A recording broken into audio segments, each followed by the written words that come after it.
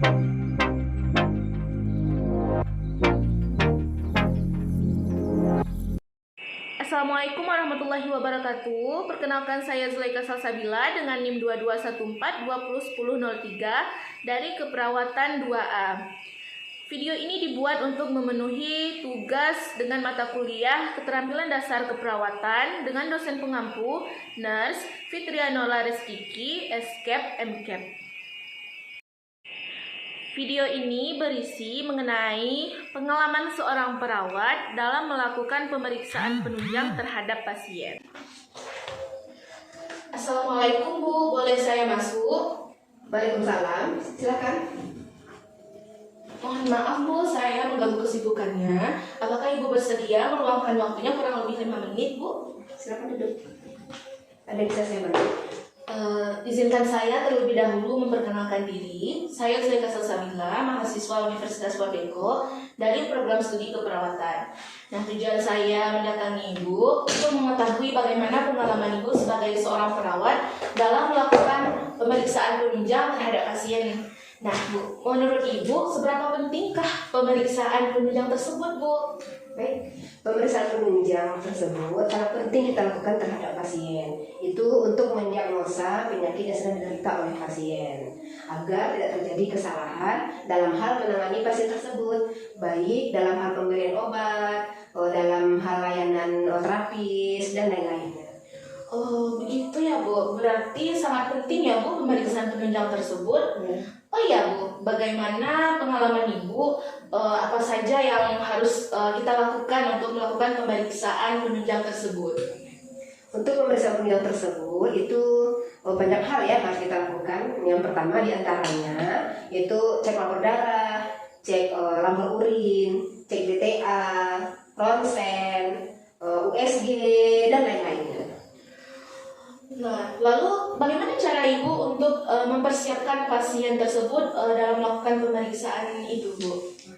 Baiklah, kalau untuk cek labor darah ya, yang pertama sekali yang kita lakukan itu biasanya tergantung pasiennya.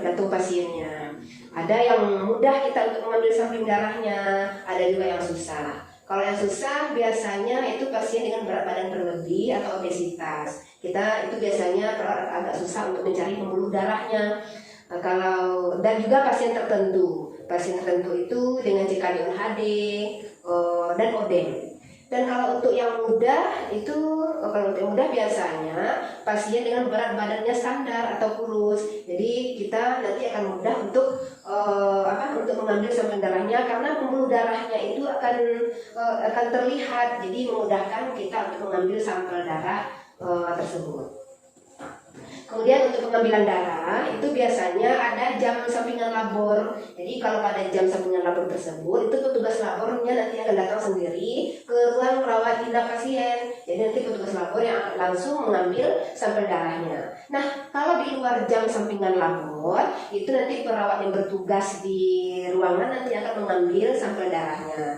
Sama juga halnya dengan pemasangan infus. Dan untuk yang kedua tadi ada cek labor urin ya. Kalau untuk cek labor urin ini biasanya perawat yang bertugas akan datang menemui pasien dengan membawa 2 buah kontainer biasanya. Kontainer tersebut akan diberikan kepada pasien. Kemudian nanti pasien akan diminta untuk mengambil sampel urinnya, dan urin yang diambil itu nanti di pagi hari ketika pasien baru bangun tidur. Kemudian dan diusahakan urin yang diambil itu adalah medel urin namanya ya. Nah, sama juga dengan BTA. Kalau untuk BTA nanti perawat juga akan datang membawa kontainer, lalu memberikan sedikit edukasi kepada pasien sesuai dengan arahan atau permintaan dokter. Nah, contohnya BTA apa saja yang dibutuhkan atau yang akan diambil sampelnya. Kemudian yang ketiga ini yang paling mudah nih kerja perawat nih, yaitu ronsen ya, yang ketiga tadi. Kalau untuk ronsen itu sangat mudah sekali. Kita cuma tinggal beritahu kepada pasien kalau hari ini kita akan ronsen. Ya udah, kita tinggal bawa pasien aja lagi ke ruang radiologi. Kemudian yang keempat tadi ada USG. Nah, kalau untuk USG ini tergantung USG-nya. Kalau whole abdomen atau USG perut itu pasien akan kita minta dulu berpuasa selama 6 jam. Puasa ini puasa makan ya, puasa makan berat. Jadi pasien tidak dibenarkan makan selama 6 jam ke depan. Kalau hari ini mamanya makan dari sekian, berarti 6 jam ke depan pasien tidak boleh makan. Namun minum air putih boleh. Nanti ketika 1 jam sebelum pasien kita ajak ke ruang radiologinya, itu pasien kita suruh untuk minum air putih yang banyak, dan pasien disuruh untuk nahan pipis dulu. Nanti setelah selesai USG-nya, baru pasien dibolehkan untuk pipis. Nah, begitu kira-kira. Oh, baik Bu. Lalu apa saja tantangan atau hambatan yang Ibu alami di lapangan, Bu? Oh ya, yang namanya pekerjaan ya tentu tidak selalu mulus ya, Dek, ya. Apalagi sebagai seorang perawat. Kalau kita menghadapi orang yang sakit. Nah, kalau untuk tantangannya biasanya sering terjadi itu, yaitu ketika kita melakukan cek labor kepada anak-anak. Karena anak-anak ini sangat rentan dan sangat takut ya dengan jarum suntik. Ketika masuk ke ruang labor, melihat petugas labor membawa alat-alat atau membawa jarum suntiknya, itu mereka akan histeris, menangis dan tidak mau. Nah, disitulah tugas kita, peran kita sebagai perawat. Kita juga harus bisa membujuk si anak agar mereka mau untuk kita lakukan pengambilan sampel darahnya. Dan jika umpamanya si anak tetap tidak mau, kita akan minta bantuan orang tuanya untuk membujuknya juga. Jadi begitu.